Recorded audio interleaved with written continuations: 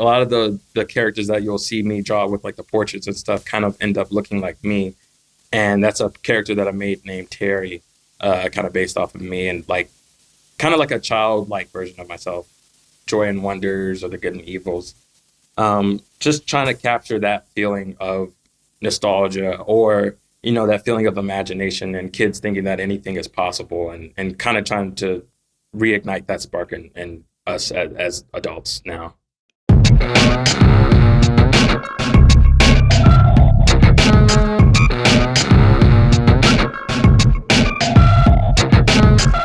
Hi, everyone. It's Sam, NFT Statistics, and today we have Terrell Jones on the podcast. Terrell is a Detroit-based artist whose colorful, narrative-filled work has completely taken off over the past year. It wasn't always easy for him, though. Just a couple of years ago, he was working at a FedEx facility in a pretty remedial job, but when he left that work, he decided that he had to get into NFTs. He got a spot on Foundation, and the first piece he minted sat on Foundation for many months without a bidder. Now, a couple years later, he has pieces on Super Rare selling for 15 to 20 ETH, and his open editions, in some cases, have market caps in the hundreds of ETH. He's a forward thinker. As soon as he heard that Manifold would have a burn mechanism, he decided that he was going to launch editions. He also says that none of this success was accomplished on his own, and really gives credit to the communities around him, both in terms of the NFT community, but also with tight-knit groups of artists who really support each other and help each other get success in this space. We talk about his journey from working at FedEx to being near the top of the game, tips for up-and-coming artists, and a whole lot more in this conversation. I really hope you enjoy it. I really enjoyed getting to know Terrell. Terrell Jones, welcome to the podcast. Hey, thank you for having me. So your work has just these great colors. It's really colorful and fun, but then there are also tons of devils and skeletons in a lot of your work. What are you trying to do with your work? What's the narrative behind it? How did you kind of come to this? I think for me, a lot of where my artwork is coming from now is coming from a place of inspiration. So when I was doing more of those like portraiture type of like, like the children looking ones, that's when I was like super inspired by this artist named Hikari Shimoda. And that's kind of where those ones kind of stemmed from. But yeah, I think with me, I don't ever try to make anything that looks too scary or anything. I think that, I always want to have, even if I do have darker themes, like what you said with the devils or the skulls and stuff, I still want it to be kind of like cool or palatable, or, I don't ever want it to look too scary, or, I don't ever want it to look too like gory or any of that type of stuff. I just want it to kind of look, like you said, like vibrant and lively and all those things. It does feel like in our industry, like in NFTs, like death and skeletons and devils and maybe it's because Xcopy is such a huge influence on so many people's work. It does feel like those symbols do show up in NFTs a whole lot. Yeah. I like that yours has I like that yours has a playful, more fun version going on with it though. Yeah, definitely. I don't know. I feel you with that. Cause like, some people like, they'll talk about how, so many people do, the skulls or the skeletons and all that. But me, I never try to act like I was the first person to ever make a skeleton. Like, obviously, people have been doing that in art for, millenniums. So I just try to put my own narrative and my own stories into it, For sure. So your most recent project that I feel has been in the attention the most is Evil in Color. Do you want to tell us a little bit about that? Who are the characters and what's kind of the narrative you're trying to put together there? Yeah, so that one had pretty much stemmed from this other collection I had called Good and Evil.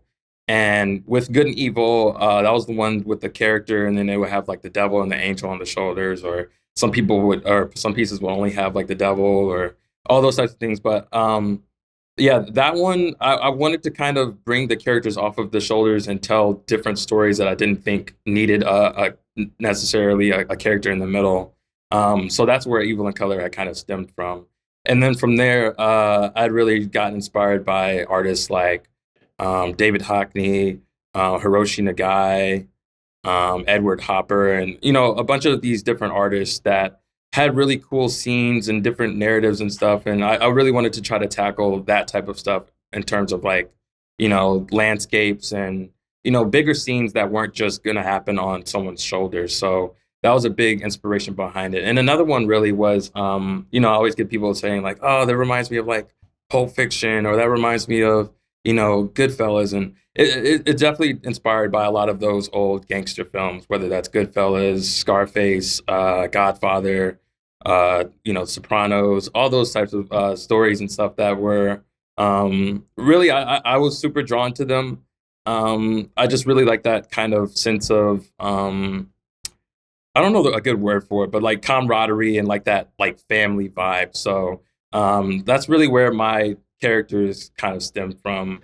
Who are these And characters? Who yeah. are like I have a 9 of the pieces pulled up kind of from Super Rare. Like Mhm. who are these different characters and how does this whole actually why don't we start that? Yeah, who are the characters in these pieces?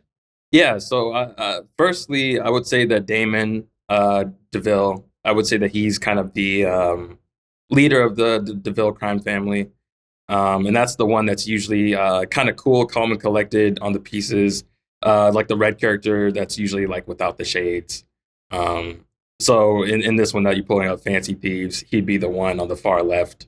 And yeah, like I said, he's kind of like the Michael Corleone, or the Tony Soprano. Kind of like the leader of the crime family in a sense.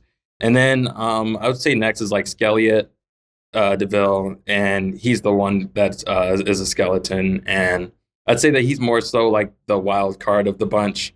If there's a hit to be had, he's going to be the one to handle it. If there's something that you're going to think like, hey, no, don't do that. Like he's probably going to be the one that you're kind of stopping from doing that. And then you have Turbo, and basically Turbo and Damon are brothers. Turbo's the one with the shades, and he's usually the one that's kind of like the almost like the no fun guy. He's very much the person that is, everyone's having a lot of fun in the party. He's off in the corner, just silent and, probably arms folded. And yeah, this is him on the Turbo piece. And yeah, like I said, he's like the very like calculated and very almost too calm and collected to a point where he's like no fun. And when you were making this collection, and I only have the one of ones up, I do want to talk about how it fits with the additions because I think Yeah. that's just like a super interesting interplay and very topical to what's happened in January so far. But when you were thinking about this, how did you have a bunch of scenes in your mind? Did you have a whole story that was put together, and you're like, okay, here's a story, and I'm just going to make them, or did you just start drawing and kind of see what happened? It's kind of the drawing and see what happened thing. I think I really started with the scenes with the Gamble with Your Life piece. Um, the Turbo piece that came before that, but even when I had did Turbo, that initially had started off as a piece that was based on Damon, but I had made it look so different from Damon in that sense that I was kind of just like, this can be another character that can kind of just be related to the Damon, but not necessarily Damon himself. So that's where Turbo had came from. And like I said, when I was making Gamble with Your Life, I had kind of made that scene and wanted it to be, that way. And from then on, it was kind of like, okay, I can make a bunch of different scenes like this. Like I said, how I was inspired by, those old gangster films and TV shows. There was a lot of different scenes and stuff that I kind of saw in my head that would kind of still look cool in an artistic sense, but would still be, kind of cool in this way as well. So I think that that's kind of where that like kind of stemmed from. Yeah, and do you plan to kind of expand the narrative at all? Have like written work about these characters, or expand it further, or what's kind of the future plan for this group of characters? Yeah, that's a big thing that I've tried to kind of try to been working on. Just with me knowing so much lore and really only being able to tell that or expand on that, and the descriptions or just the different things that are happening in the pieces and stuff. So I'll have people trying to piece together these things, just like on their own, and I feel like I can kind of help them with it a little bit because, like I said, I know a whole lore. So I'm trying to find the best way to do that, whether that's a small animated series, or maybe comics, or like you said, some written work on it. But yeah, that's kind of like the next step. Do you feel like your collectors understand it in the way you want them to? Like, do you feel like they're interacting with this work the way that it's interacting in your head? I think they understand it enough.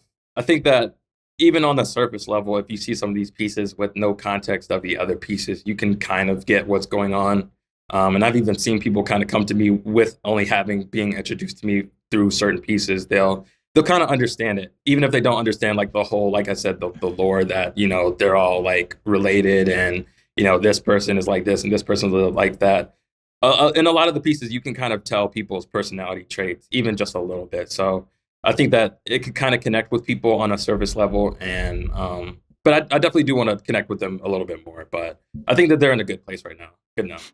Was this a new concept for you? Because when I look back at your older work, it's a lot of that. It's a lot more kind of like, I wouldn't say portraiture, but kind of like cartoons of heads and a lot of the boys' themes, and it feels like it's a little bit more literal. Whereas here, it feels like this narrative theme is quite new for you relative to your prior Yeah, work. definitely. Just a little background on me. I kind of come from an artistic family in a sense, and my aunt is a very talented portrait artist. So she was one of the first people I'd ever seen, draw something that was like, I would go over to her house and she'd have like 20 different pictures of celebrities like that she had drawn, and they were like these giant drawings. And like I said, that was kind of my first, introduction to people drawing that well. So with that, she would always, every time I saw her, she would have like an art book for me, or a sketchbook, or a pack of markers, or all these different things to try to kind of help me with my artistic journey. And I think with her, giving me different tips and tricks and all those types of things, I kind of started off as a portrait artist, and that was kind of the only thing that I knew how to draw well, starting off. So I think that once I had even came up with collections like Joy and Wonder, or the Good and Evil one, I think that the portrait thing kind of still came through, and it's definitely new for me to do these things with Evil and Color, especially like landscapes and stuff. But even just like having like full body of characters and stuff, that's definitely pretty new. And then just having a whole narrative, over, I don't know how many Evil and Color pieces there are at this point, maybe 20-ish, give or take. And that's even new for me to kind of have a narrative continue on from that, that long. Did you have other teachers in your life, or was your aunt your main teacher? I mean, I've heard you talk about how as a kid you would just draw on the walls, and you were just always someone who, like, people just knew like Terrell is the art guy. But who are the big teachers in your life that kind of, or was it all your family? I would say that my aunt was definitely the biggest one. And I was kind of self-taught in a sense, but we always have those art teachers, and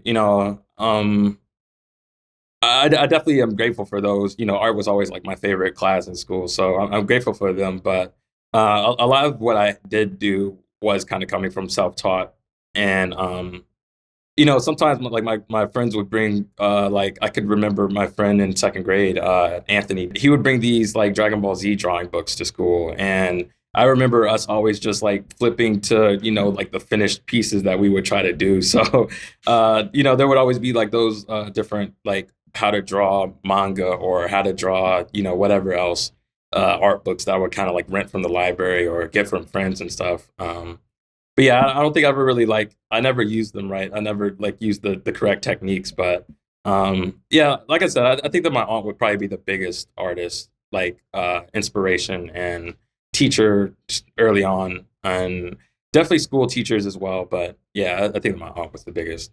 So what were kind of the steps between going from having learned art through friends and teachers in school, and your aunt, to getting to where you are now? Like, what when did you start doing it professionally? What were those next steps?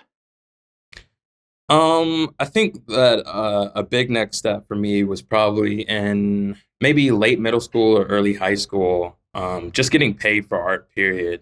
Uh, at that time, I was probably doing like little character designs for people for like $5, or I remember doing like t-shirt designs for some people for, like I said, like 10, $15 or something. But that was definitely a big step. And then later on in high school, I started to be involved with different, small galleries, here and there. Some would be like at the school. Some would be like, maybe like a mile from the school, and they'd be like, just little galleries and like art centers locally.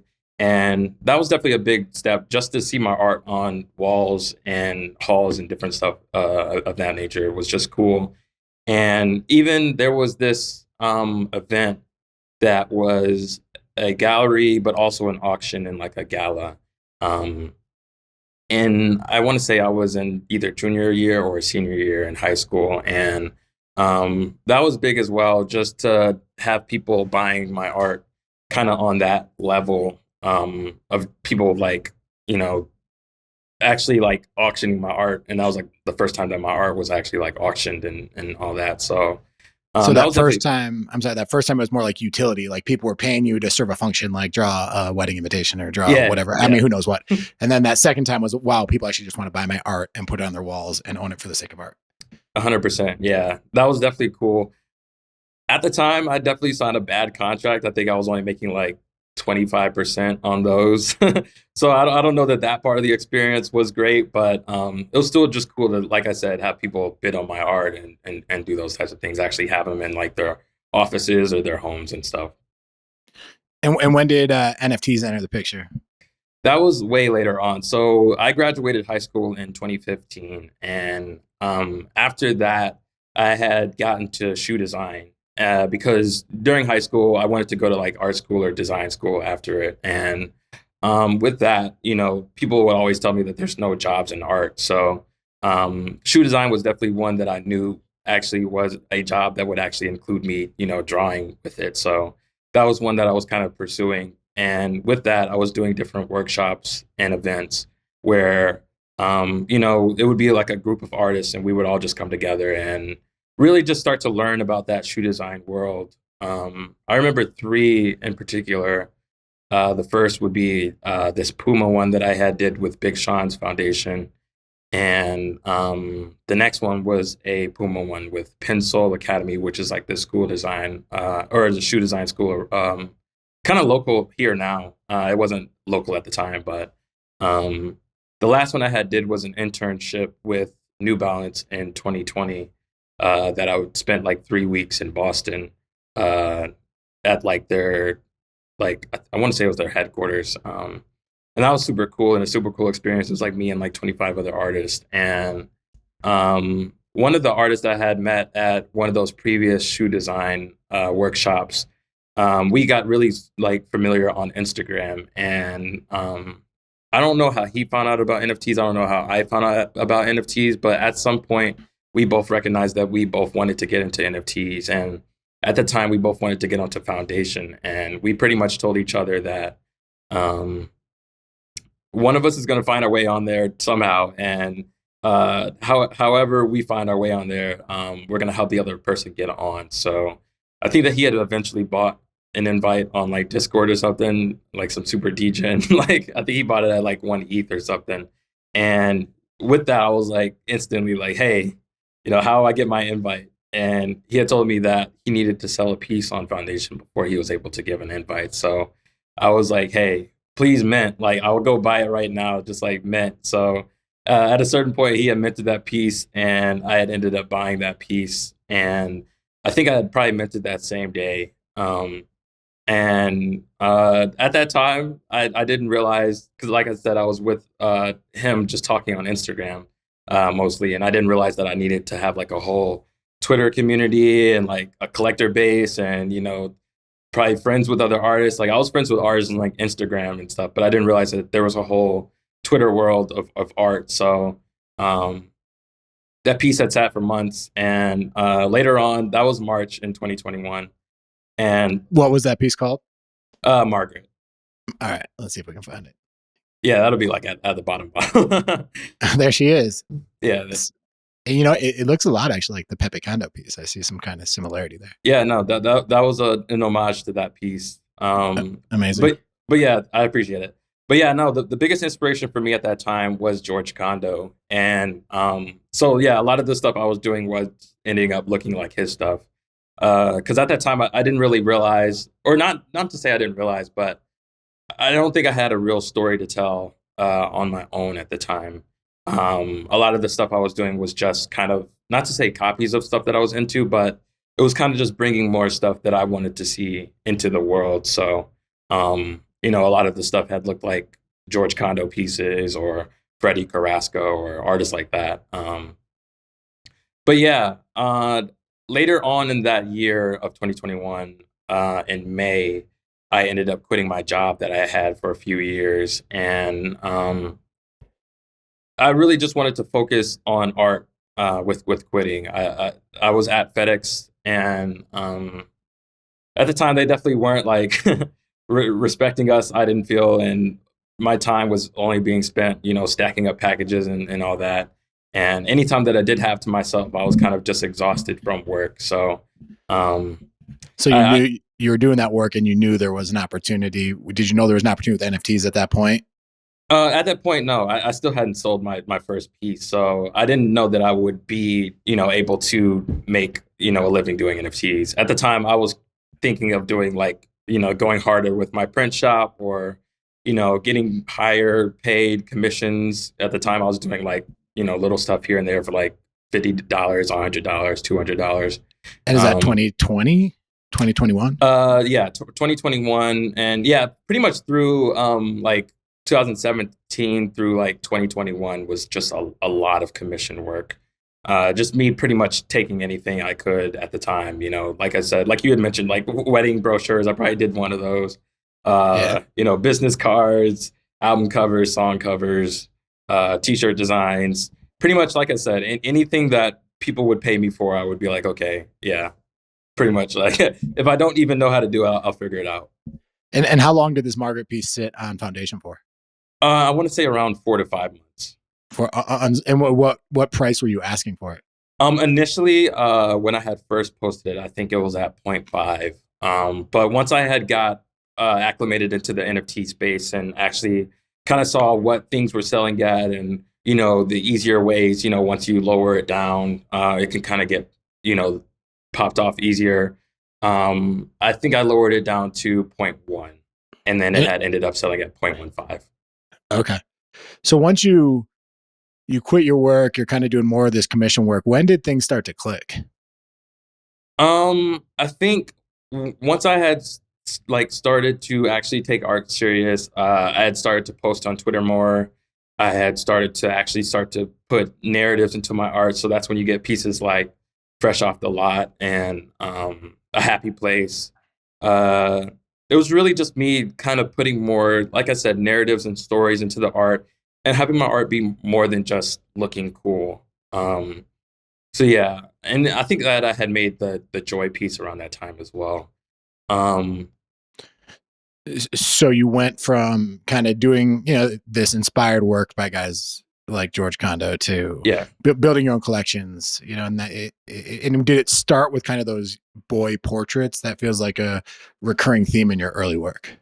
No, those came a little bit later. So if you go back to the foundation, that piece with the pink background, yeah, that one with the pink background was called Joy.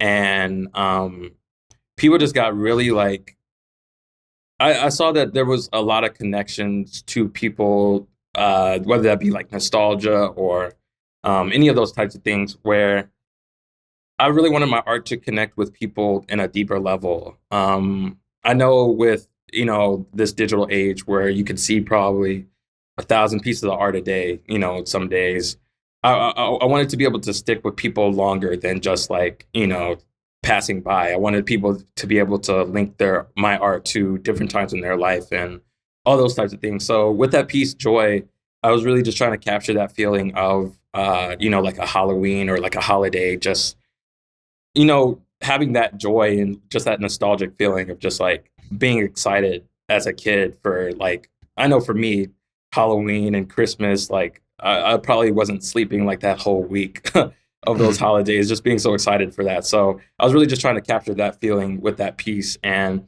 it really resonated with a lot of people. So with that, I wanted to kind of take that and kind of put my own like self into it. So like a lot of the characters that you'll see me draw with like the portraits and stuff kind of end up looking like me.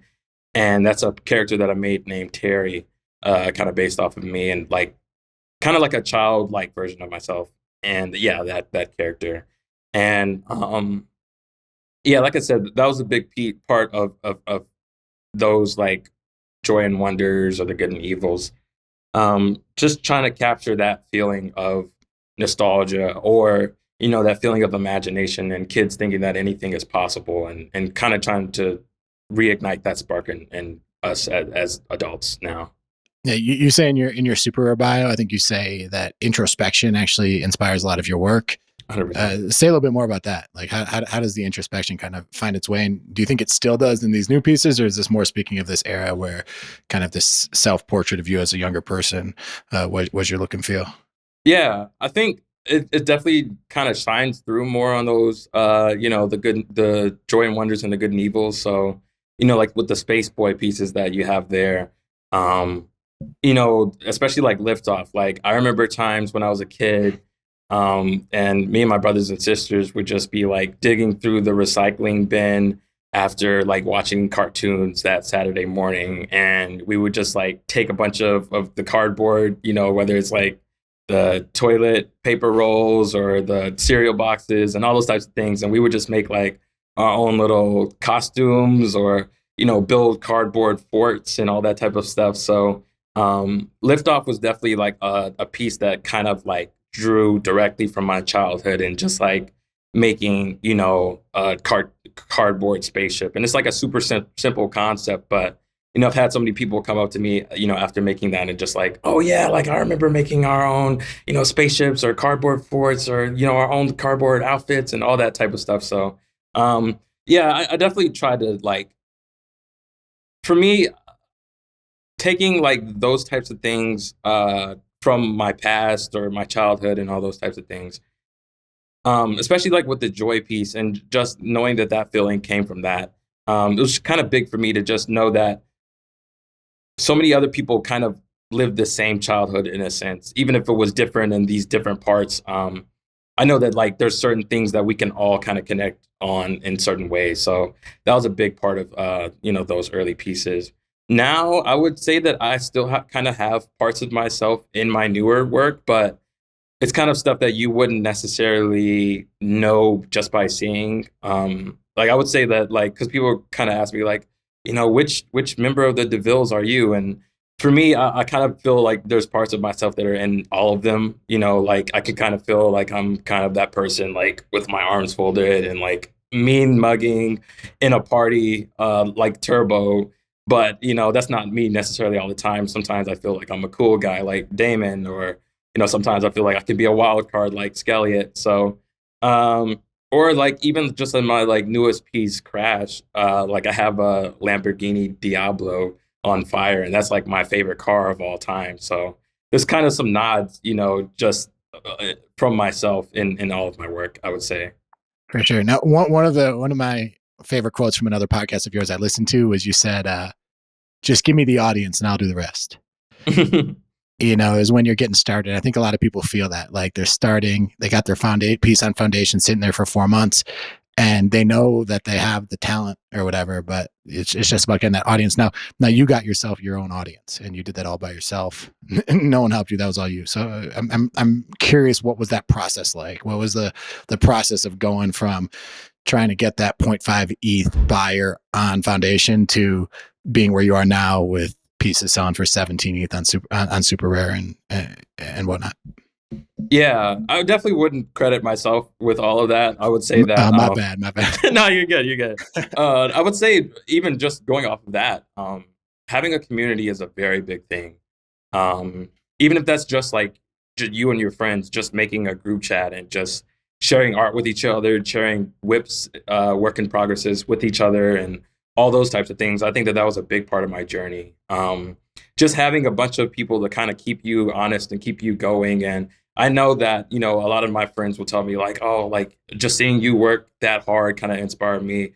They inspire me in the same way, just seeing people work and just knowing like, like they're doing this and doing that and they're getting better. I need to get better. And all those types of things definitely pushed me. In terms of just going from, where I started off when I first got into foundation into where I got now. I think a big piece is consistency. Even through like the bear or how many different bears we've had. I've never left. Like I've always been here. I've always been like on Twitter Spaces. And I've always stayed making art. Even when I had like a lot of pieces sitting, and whether that be like on Super Rare Foundation or Known Origin, a big thing was just keeping on working on art, and not necessarily just using all my time focusing on selling the pieces that are available. I tell artists this all the time, like having a lot of pieces and not necessarily knowing how to market them yet, that's probably the best position you could be in. Because once you do figure out how to market or how to promote, or once you do get, one collector that turns into two collectors, it turns into four, or however, you do it, that'll be the best thing for you to just have those pieces ready. Because like when I had first got on the foundation, probably the first, I don't know, maybe 7 or 8 pieces that I had sold were stuff that I had already done back, like dating back to like 2018-ish, that I was just already had before, I was in the space. And, I always tell people this, like us artists, especially like digital artists, before NFTs, we were getting paid in likes and retweets. So we kind of have a catalog once we get into NFTs of just stuff that we already have that we've never been paid for necessarily. When you talk about community, I mean, a lot of people talk about community, you think of like, the doodles and all the doodles holders or whatever it is, but you're Yeah, talking about a community of artists, right? Where you're out there yeah, supporting each other, you're out there working with each 100%. other, advising each other. I see that in your work a lot. I see you constantly supporting other artists. You have a core group, right? What's the dynamic like?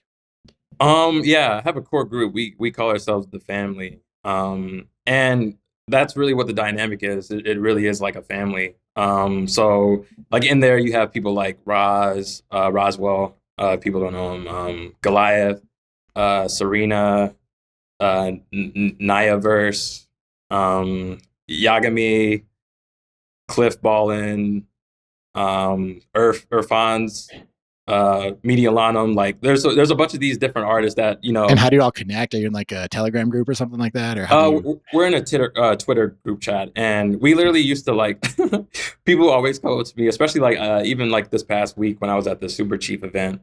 People would just come up to me and be like, "Oh, I remember like being in your Twitter Spaces up until like 7 a.m. and it was just like 7 of you guys, and you guys would just like be talking and laughing." And that's pretty much what it was. Like a lot of the early times with them, it was just spent in like Twitter Spaces up until like 9 a.m., from like 9 p.m. to like 9 a.m., just us talking and laughing and connecting on different art. Or a lot of times, really, people would come from these different like super alpha or degen Twitter spaces and just come to ours to just chill, because ours would be one of the only Twitter spaces where we're not like talking about floor prices or all these like NFT things. Like we would have like little NFT talks or art talks or anything like that, but a lot of it would just be about life or about movies or shows or anything, music, just really connecting with people on like a people level and not necessarily being the super degen Twitter spaces.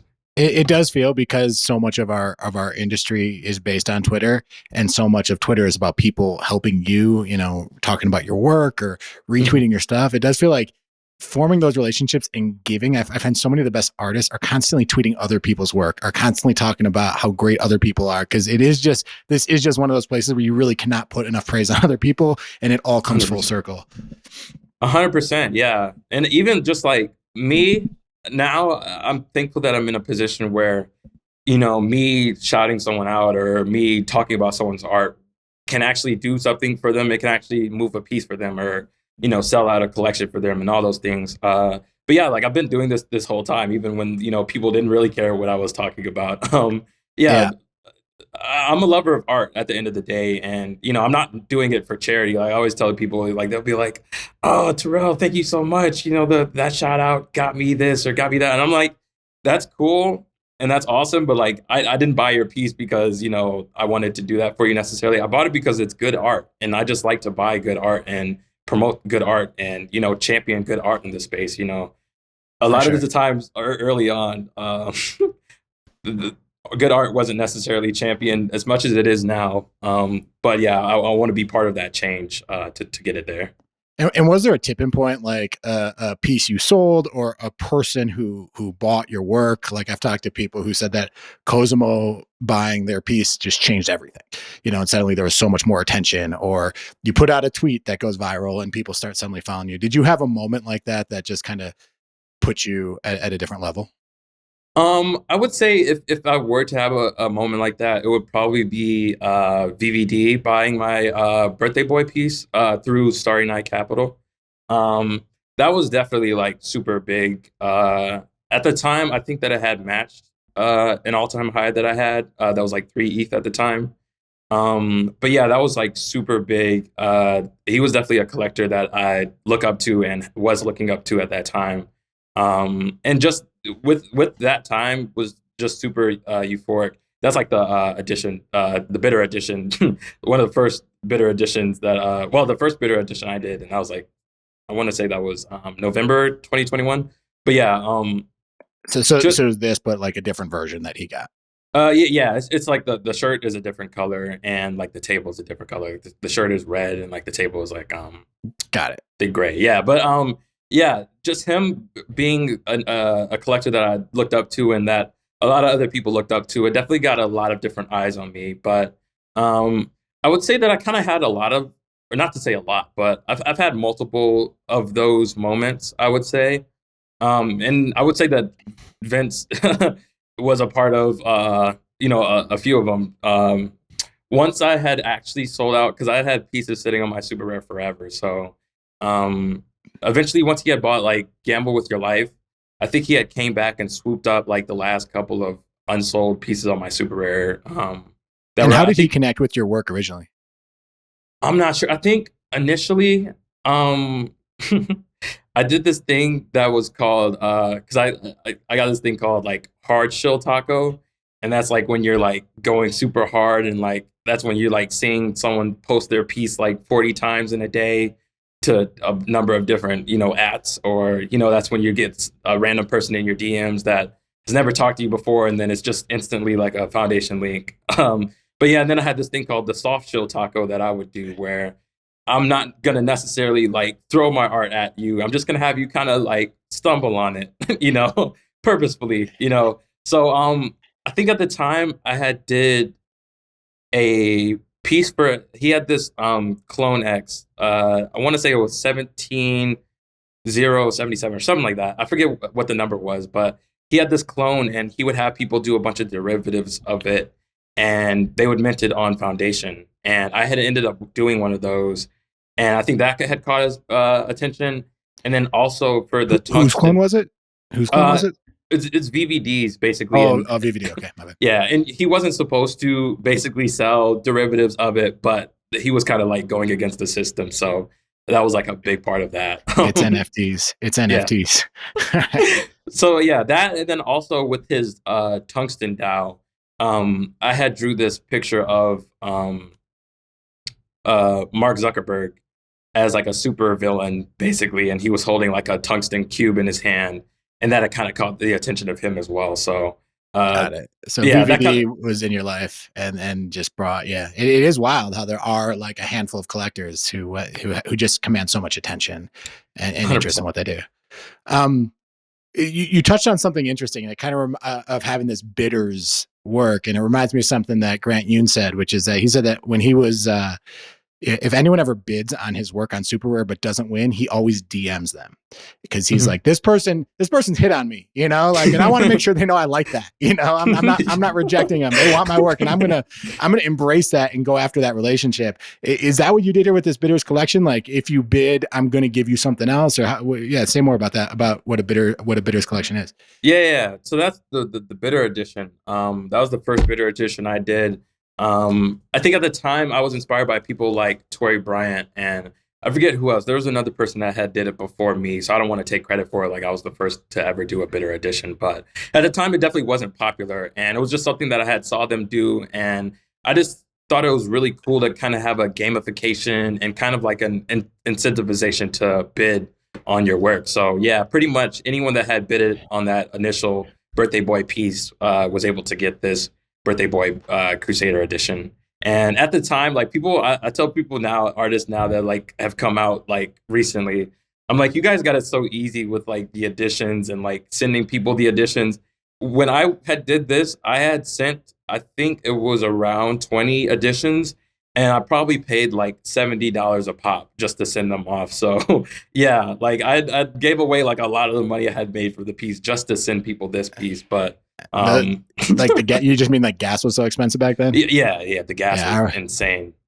it's crazy just thinking back to like peak bull market and the way we threw money. Gosh, Like, oh my gosh, it's just like, I and it was probably only a year ago. It wasn't that long ago. This isn't like literally, us sitting around talking about yeah. 85 or whatever. Anyways, one thing I really wanted to talk to you about and kind of follows through on this idea of the bitter edition is just editions in general, because you were dropping them and releasing them in September. Obviously, we're in this mode right now where editions are such a thing, but you have, in the Evil in Color work, you have both the one of ones as well as the editions. And what are you seeing as the interplay there? What's your goal there, and what are you trying to do with the editions? Yeah, a big reason why I had even like initially got into or back into the edition place or space. Um, I thought that it was so cool. I would always go into a collector, like this was during like the bear, like like the bearish bear. Like this is like the The nothing bear was spare of the selling. past year.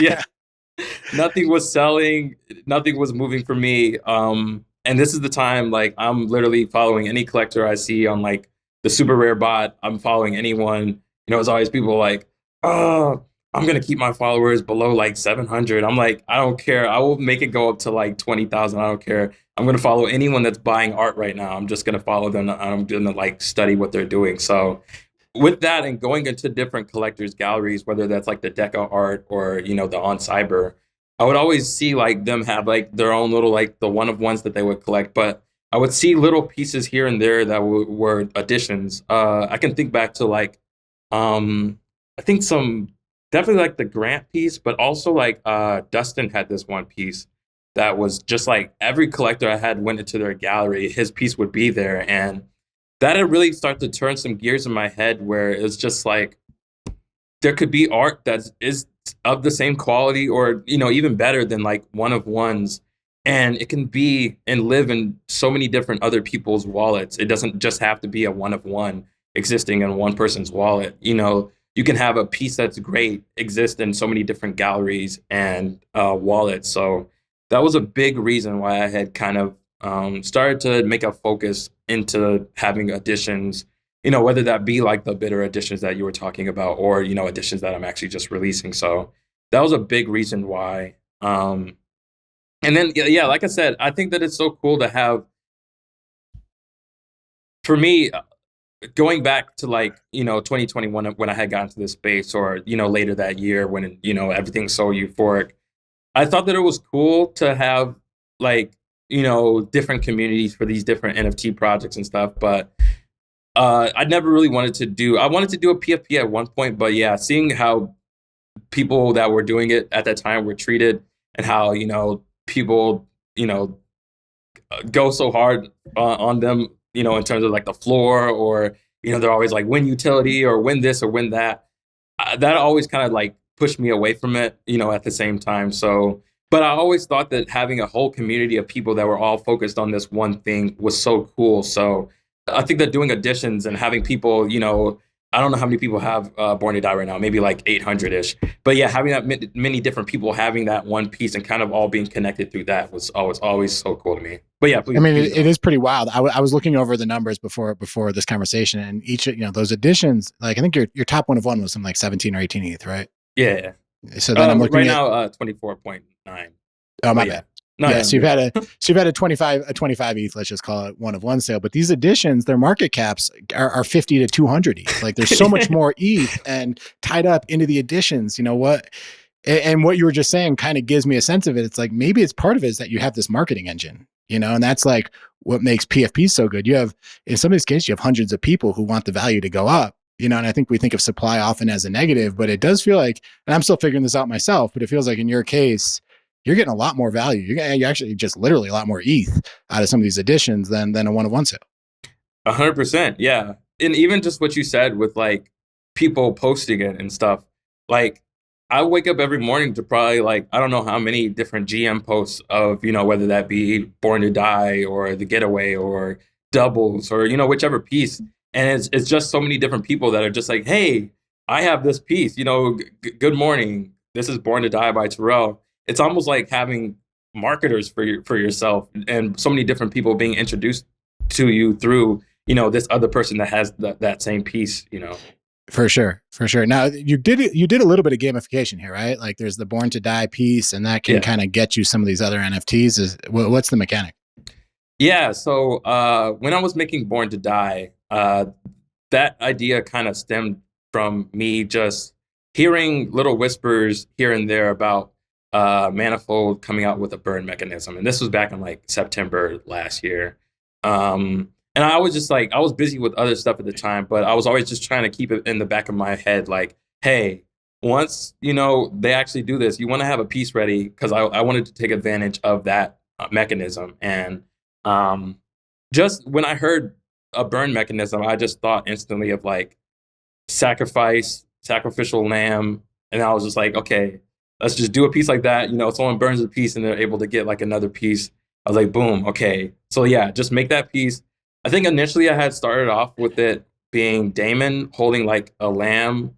And then I was like, okay, I don't want people to attack me because I'm going to have them like burn the lamb. I was like, okay, let me make it a mechanical lamb.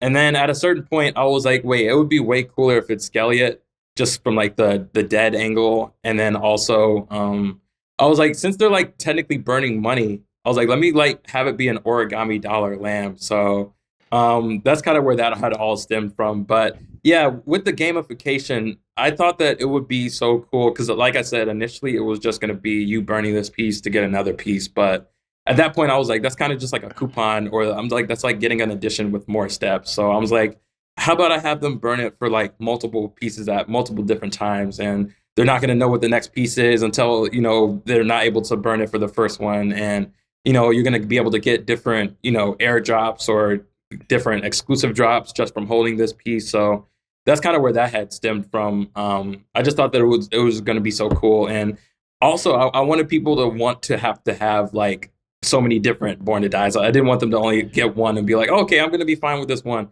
I wanted them to be like, okay, I'm going to need like maybe 3 or 4. Like, I'm not going to want to burn this one because I want to keep this as an art piece.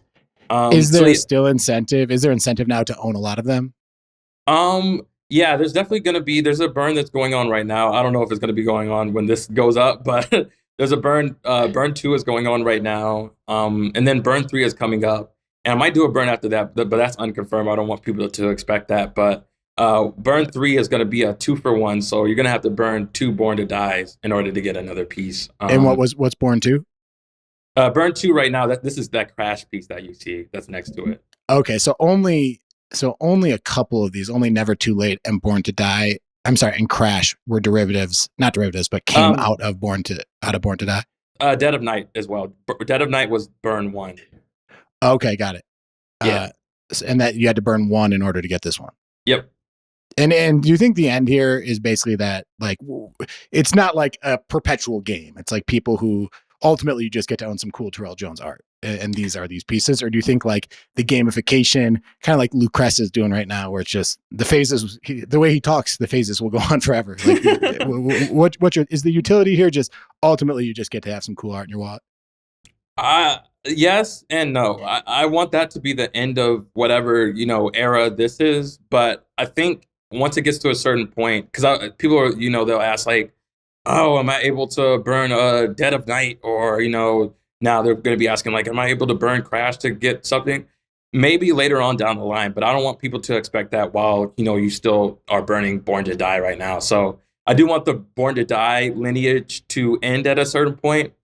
And then, maybe people will still be able to get airdrops and stuff off of having, certain pieces and stuff. But, maybe at a certain point, you will be able to burn, the Dead of Nights or the Crashes of the world. I always say like the key to this game is keeping things mysterious. Yeah, keep anticipation out there. Give people reason to hold. You don't have to 100%. Just know that you might have some surprise like in 6 Yeah. months, and they got to hold Yeah. till then. And that's a big reason why I don't just have I'm gonna be able to burn for this piece, or this piece, and I'm gonna be able to do it here, here, and here. I want there to be like oh, you don't ever know when this next burn is coming, or oh, you don't know what that next like burn 3 is gonna be. You don't know if you wanna like have this crash piece or have that next one. You're gonna have to like have a hard decision, you know? Yeah, so where did the Pepe Kondo idea kind of fit into this broader universe? Because recently you did the Pepe Kondo piece, 200 pieces. Obviously, not obviously, but there were struggles with bots and other things Yeah. like that. But where was the idea for this piece to kind of fit into the lore? Yeah, so with that and pieces like that, so this one had fit into the one of one that was museum date, and it was just like big on the wall in that piece.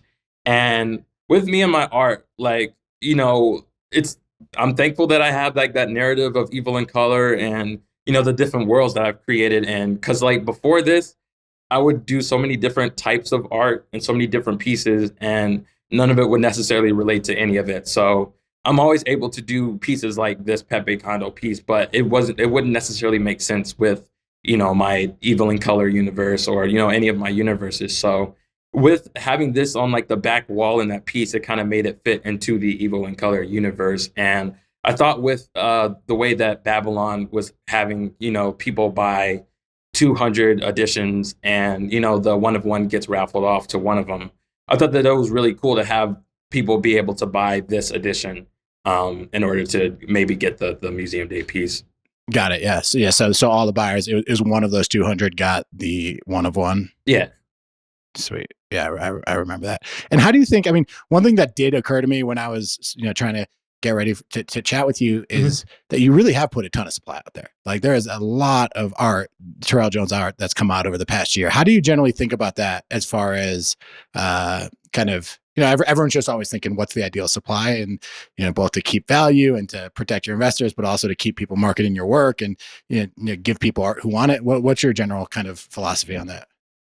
Ultimately, rather than changing, because obviously like Born to Die is at probably like 800 right now. I probably want to get that down to at least maybe 400-ish at a certain point, just through burns and stuff. But at the end of the day, I think that my art's great, and if more people are able to have my art, then rather than changing the number of art pieces that I have out there, I'd rather just change the narrative entirely of scarcity. I think that great art will live, no matter what. I don't know how many pieces Picasso had, but like there was a lot of pieces, Yeah. whether that be, the one of ones or like the prints and stuff that he had. And people don't complain about that. So hopefully I'm able to be seen. I'm not calling myself Picasso by any means, but hopefully people are just happy to have good art. And like I said, hopefully it'll come to a point where, I have a big enough or number of people that want my art that, the 400 or 800 or whatever it's at for, these pieces isn't seen as a big number. Yeah, and I think I have heard a few artists say that like one thing that surprised them is how there's just more demand for their art, and Yeah. they just kind of keep putting it out, and in some ways it kind of builds on itself. So there are a lot of different philosophies, and I think it also you have to kind of adjust it to your personality. Are you the type of person that wants to be out there creating a lot, building an audience, putting a lot of work out, or are you the type of person who wants to kind of be a little bit more elusive and secretive, and and keep, it feels like you've hit what's right for you. Yeah, it's crazy because literally, like, I'll just go through like a little bit of like my the number of editions and stuff. Um, so back, I forget which month this was, but I had made 100-piece edition, and it was called Terry and the Hopper Play Games, and it was kind of like a derivative of the Hopper Project by Shaka Blood. Shout out to him. And that one, I think I had only sold like 25% of the supply, and I had ended up giving away the other 75%. And that was like 100-piece edition, so that was seen as big at the time, apparently, and too big to sell, pretty much. And then once I had did my first open edition, that was the costume party piece, and that one had ended up selling 200 pieces, and that was big at the time. That was like the biggest thing that I had ever sold, and I was like, okay, that's a lot of pieces sold. So and then right after that, this piece was done. The costume party was done on Halloween, and Born to Die had came later in November. So with Born to Die, initially I was gonna be happy if it just sold, like 100 editions, or like, once it had passed 100, once it was at like 200, I was like, okay, I just wanted to get past, the costume party. So 201, I would be happy. But and then, it had eventually got over, 1100 at a certain point. So then like that scene is big. So I think that really like the narrative has kept changing, and like I said, obviously I want to get that supply down for Born to Die, but like I Yeah. said, I'd rather the narrative change than like people's view of like all that. Like I said, I want people's view of this thing to change rather than the number of editions and stuff. A few more questions. What lies ahead? I mean, Terrell Jones is in such a different place than you were a year ago. So it's amazing what can happen in a year in NFTs. What do you think a year from now will look like? I don't know, cause yeah, I didn't think that this like month. I didn't know I would be where I am right now. Last month. So it's hard to plan a year ahead. But I think that a big goal of mine right now, at least, or a few big goals, would be first to do my first solo show. I still haven't done that. I'm still like kind of planning around that and thinking of different ways and different pieces or setups that I can have for that. Um, and then I definitely want to do something with an auction house. And I can't go too deep into it, but I'm definitely in talks. Um, so yeah, I'm looking forward to that. And then at a certain point, I'm not sure when this is going to be, so I don't want people to expect this soon or anything. But a big goal of mine has always been to have an art book. Mm. I'm not a big collector of like prints and stuff, but I'm a huge collector of art books. I probably have like 40 right now, and I'm always looking for more. So I'm super inspired by artists, and like that's what I like to buy from artists. I like to get like a George Kondo book or Takashi Murakami, Phil Hale, or all these different artists that are my favorite artists. I love to just have like the physical book. So that's a big goal of mine, to have my own book. And what does your aunt think about the fact that you're selling NFTs? I'm not sure that she necessarily understands exactly what NFTs are and all that, but it was really cool. Like I had my art in Times Square, and it was really cool for like my mom to tell her that, and she was just like super proud of me, and that was like everything to me. I was super happy to like make her proud in that way. Because really, I do owe like a lot of this to her. She was like the first person I ever saw that had like gifted hands, basically, and pretty much told me that I could do what she was doing. So it's super cool to do that. Congrats on that. How awesome is that? I appreciate that. Yeah, Yeah, no, it's awesome. it's always fun. I feel like NFTs, like the people who are in it, we love it. We're so religious about it. 99.9% of the people in the world think we're crazy. So I'm always kind of curious what people's kind of like inner circle, especially the people who taught them art before they got into NFTs, like think of this movement, because it's such a Yeah. tough one to understand unless you're part of it. Yeah, even just like my parents and stuff, like people ask like, "Oh, what do they think?" or like, how much do they know? And I'm like, I think that they know enough where they know that like I'm being paid to do art digitally, but I don't think that they're like, what's the floor price of Good and Evil, or what's Yeah. this and that? Like I don't think that they're that deep into it, but like they know that I'm selling art digitally and I'm traveling to these random places all of a Yeah. sudden. Yeah. Well, last question. And we met last week in LA, which was awesome, at the Proof event. And I think it was then you said, not on a podcast, but you said, when I'm talking to when other artists try to be Terrell Jones, no one can, only Terrell Jones can be Terrell Jones. And I'm curious, what does it mean to be Terrell Jones? Like, what are you talking about there? What is this style? And my sense was it was kind of about the way you carry yourself with your art. And just because if you had to sum that up, 100%. what would you say is that? Yeah, when I said that, what I really mean is just we all have our own journeys. We all have our own collector bases or different eyes on us and stuff. Copying me to a T isn't necessarily going to get you to where I am, because you don't have the same eyes on you that I have on myself, and I don't have the same eyes on me that you do on yourself. So there's different things that can work for different artists, and that's always kind of a big advice that I give to artists is just you can always look at like, because I'm super inspired like Grant or ACK or Xcopy or these different things, but I don't necessarily copy all of their moves to a T. I'll just take what works, in my world and kind of apply that, through mine. So it's always good to be inspired by people or, take different lessons and stuff from people, but you don't necessarily have to copy someone to a T in order to get, to a same or similar place as them. But yeah, I said like when people try to be like Terrell, they hurt themselves. No, I mean you're spot on. I've done a handful of podcasts with successful artists, and the two things that I've just noticed consistently are, one is that they are their own biggest advocates. They're willing to promote their work, and they really believe in themselves. And then that second thing is that they're authentic and they're true to who they are. And I've said this at the end of a lot of podcasts. It's something that jumps at me whenever I talk to successful artists is the authenticity, the self-awareness. And it feels like you have that in spades. So I appreciate it. Yeah, for sure. Congrats on everything you've accomplished. It's really fun to watch. I love having just bright, colorful, cool work that's got narrative to it pop up on my feed all the time. So definitely appreciate your work. And thanks so much for coming on the podcast. I appreciate it. Thank you. I'm a big fan of this podcast. So this is awesome. Yeah, it's great. Someone said over Twitter, like, get Terrell on. And I was actually just thinking about having you on the podcast. So I was like, let's awesome. do it. So yeah, that's awesome. Literally like making Born to Die. Like I was like binging your podcast. I watched like the Grant one, the ACK one. Like I was like up at like 7 a.m., 8 a.m. just like working on that and binging that. So no, this is awesome. Awesome. Well, hopefully some future successful artists will be getting their inspiration from what you've said. So appreciate having you on. And awesome. We'll see you on Twitter, man. Awesome. All right, that is it for this episode. Thanks so much for tuning in. If you would like to help us out, head on over to proof.xyz and click on the reviews button at the very top and leave us a 5-star review. Thanks so much. Take care.